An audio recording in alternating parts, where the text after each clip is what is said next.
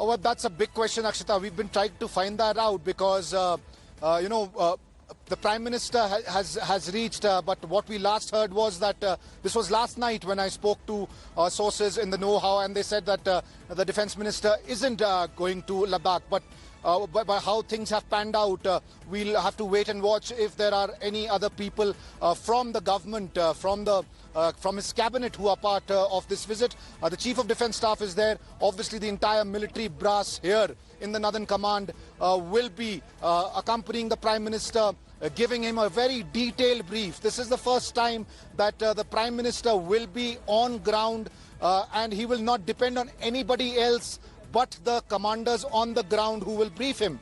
Because till now, it's not as if the Prime Minister wasn't getting updates on what the situation was. There had been a series of deliberations. In fact, almost every day there were discussions in South Block where the Defence Minister, the Foreign Minister, the CDS, the three chiefs, the NSA were part of a huddle discussing things, and obviously all this was being updated to the Prime Minister.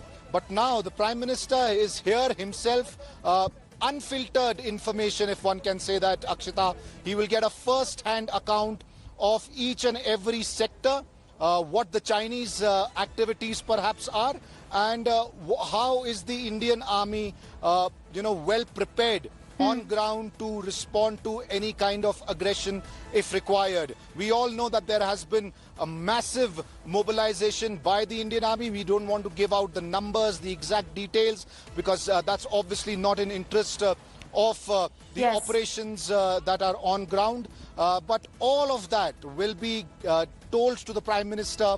He will, of course, interact with troops. And, of course, this will be a big morale booster. It's rare. It's unprecedented that during an ongoing confrontation, that too with an adversary like China, it's the Prime Minister of the country who comes on the ground. This will be a huge booster for those troops on the ground. That is no doubt, that is the biggest takeaway, Abhishek, because as you pointed out, the Prime Minister in the national capital, in Delhi, in his office, would have been getting real-time updates. He could have been in his office getting those updates. He's chosen to perhaps visit Leh to send out a message, and it's all about the symbolism here. Not just a morale booster for our forces, but also sends across a very, very solid message to China. And that's why from the details that we're getting in right now, Abhishek, as far as the schedule of the Prime Minister goes, we're being told that it's not just about taking stock of the situation. He's going to be meeting with the soldiers who were injured in the clash that happened in the Galwan Valley. That's right. There are a lot of soldiers who are still recovering in the Leh hospital, and the Chief of Army Staff, when he came here, he interacted with them. The Defence Minister's visit, as was scheduled, a visit to the Leh hospital was planned even for him. Even the Chief of Defence Staff, we heard when that he'll be coming. He too was supposed to meet. So obviously, the Prime Minister will definitely pay a visit to those brave hearts, who were part of that action on the 15th of June in Galwan, and fought extremely bravely against all odds, if one can say, because at that point of time, the Indian Army troops were completely outnumbered. But that did not kill their spirit, because they did not only did they put up a brave fight, but there are accounts from the ground which have been corroborated and vindicated at different levels that it was the Chinese army also that did face a lot of losses.